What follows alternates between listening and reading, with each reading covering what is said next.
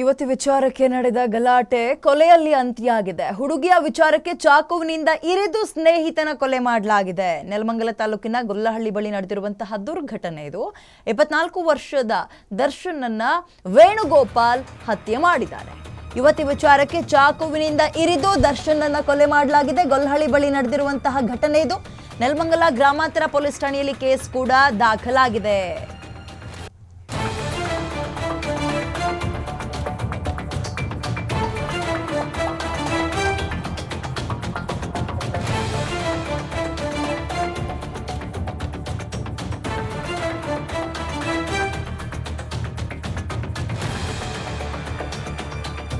ನೆಲಮಂಗಲ ಗ್ರಾಮಾಂತರ ಪೊಲೀಸ್ ಠಾಣೆಯಲ್ಲಿ ಕೇಸ್ ಸದ್ಯ ದಾಖಲಾಗಿದೆ.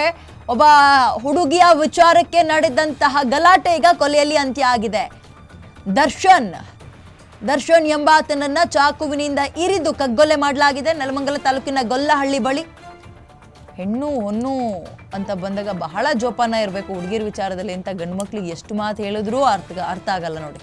ಹುಡುಗಿ ವಿಚಾರದಲ್ಲಿ ಆರಂಭ ಆದಂತಹ ಕಿರಿಕ್ ಇದೀಗ ಒಂದು ಹೆಣ ಬಿದ್ದಿದೆ. ಈಗ ದೃಶ್ಯಾವಳಿಯಲ್ಲಿ ಗಮನಿಸ್ತಾ ಇದ್ದೀರಿ. ದರ್ಶನ್ ಈತನ ಈಗ ಹೆಣವಾಗಿ ಹೋಗಿರುವಾತ ಚಾಕುವಿನಿಂದ ಇರಿದು ಆತನನ್ನ ಕಗ್ಗೊಲೆ ಮಾಡಲಾಗಿದೆ. ಕಾರಣ ಏನಪ್ಪಾ ಅಂತ ಹೇಳಿದ್ರೆ ಮಧ್ಯದಲ್ಲಿ ಬಂದಿರುವಂಥದ್ದು ಕೇವಲ ಒಂದು ಹುಡುಗಿ ವಿಚಾರ ಅಂತ ಕೇಳಿ ಬರ್ತಾ ಇದೆ ಸದ್ಯಕ್ಕೆ. ನೆಲಮಂಗಲದ ಗೊಲ್ಲಹಳ್ಳಿಯಲ್ಲಿ ನಡೆದಿರುವಂತಹ ಘಟನೆ. ಹುಡುಗಿರಂದ್ರೆ ಡೇಂಜರ್ ಅಪ್ಪು ಅಂತ ಹಾಡೇ ಇದೆ. ಮನೆಯವರು ಕೂಡ ಅಷ್ಟೊಂದು ಕಿವಿ ಮಾತು ಹೇಳಿರ್ತಾರೆ.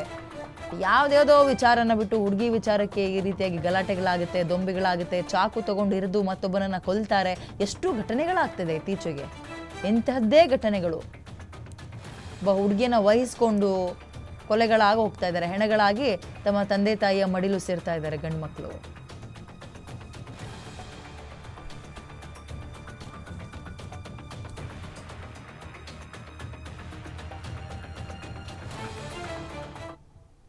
ನಿನ್ನೆ ರಾತ್ರಿ between 9:30 to 9:45 railway Gollahalli Nelamangala rural police station ಲಿಮಿಟ್ಸಲ್ಲಿ ಬರುವಂಥ ಒಂದು ಹಳ್ಳಿ ಅದು. ಅಲ್ಲಿ ಒಂದು ಇನ್ಸಿಡೆಂಟ್ ಆಗುತ್ತೆ. ಏನು ಅಂತಂದರೆ ಆ ಗ್ರಾಮದಲ್ಲಿರುವಂಥ ವಾಸವಾಗಿರುವಂಥ ಒಂದಿಷ್ಟು ಫ್ಯಾಮಿಲೀಸ್ ಇದ್ದಾನೆ. ಅದರಲ್ಲಿ ಒಬ್ಬ ಮಹಿಳೆ ಜೊತೆಗೆ ಒಬ್ಬ ರಿಲೇಷನ್ ಇರ್ತಾನೆ. ಆ ವ್ಯಕ್ತಿ ಅವನ ಹೆಸರು ದರ್ಶನ್ ಅಂತ, 26 ವರ್ಷದ ದರ್ಶನ್. ಅವನು ಆಕೆ ರಿಲೇಷನ್ಶಿಪ್ ಇರ್ತಾನೆ.